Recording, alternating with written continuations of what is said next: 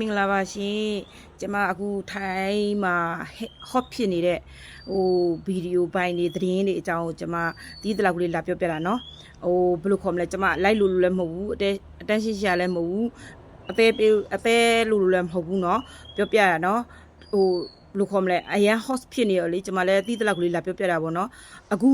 ဒီထိုင်းလူမျိုးတွေဆန္ဒပြနေတာကမင်းအောင်လိုင်းလာလို့ဆန္ဒပြနေတာမဟုတ်ပါဘူးရှင်နော်မင်းအောင်လိုင်းလာလို့ဆန္ဒပြနေတာမဟုတ်ပါဘူးเนาะပြီးဆိုလို့ရှိရင်သူတို့ဘာလို့ဆန္ဒပြလဲဆိုတော့သူတို့ဘာလို့ဆန္ဒပြနေရလဲဆိုတော့ကျွန်မပြောပြပတ်တိတလောက်ပြောပြမယ်เนาะကက်စီနိုဂိမ်းတွေเนาะ online game တွေเนาะကက်စီနိုဂိမ်းတွေ online game တွေအဲ့ဒီဟာတွေကိုပပျောက်ရေးအတွက်เนาะတောင်သူလယ်သမားတွေကအဲ့လိုမျိုးဆန္ဒပြနေတာပါเนาะလာပြီးတော့ဆန္ဒပြနေတာပါနောက်ပြီးတော့အခုသူတို့ဒီ online game တွေ casino game တွေအလောင်းကစားတွေဒီလိုမျိုးဘယ်လိုခေါ်မလဲ hot ဖြစ်နေတယ်ပေါ့နော်အများကြီးအဲ့လိုမျိုးဖြစ်နေဆိုတော့ဒီအလောင်းကစားတွေကြောင့်နောင်လာဆောင်သားတွေနောင်လာမဲ့အနာဂတ်ကလေးတွေအတွက်เนาะဘယ်လိုခေါ်မလဲလူမှုရေးစီးပွားရေးနိုင်ငံရေးအကုန်လုံးပေါ့နော်အဲ့ဒါနိုင်ငံအကုန်လုံးထိခိုက်နိုင်တယ်ဆိုတဲ့အကြောင်းเนาะအဲ့ဒါကြောင့်ထိုင်းဝေကြီးချုပ်ကိုသူတို့ဆန္ဒဖော်ထုတ်နေတာပါเนาะဒီ casino game တွေ online game တွေကိုပပျောက်ရေးအတွက်ကိုသူတို့ဆန္ဒပြနေတာပါ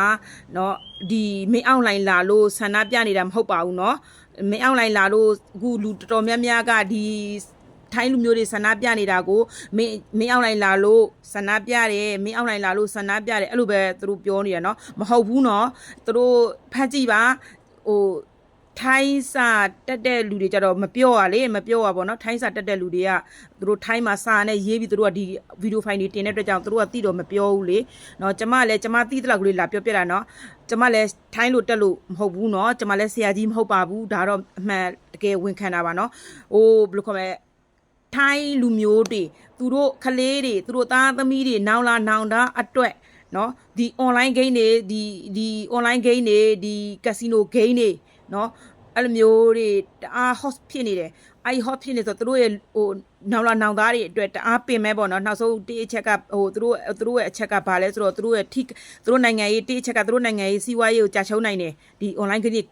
ခေတ်စားလာတဲ့အတွက်ကြောင့်နောက်နေ့အချက်ကဘာလဲဆိုတော့ကလေးတွေနောင်လာနောင်သားတွေအခုလာမဲ့ကလေးတွေအနာဂတ်တွေဘဝတွေပျောက်မယ်လမ်းတွေပျောက်မယ်ပေါ့နော်သူတို့နိုင်ငံဒုက္ခရောက်မှာတအား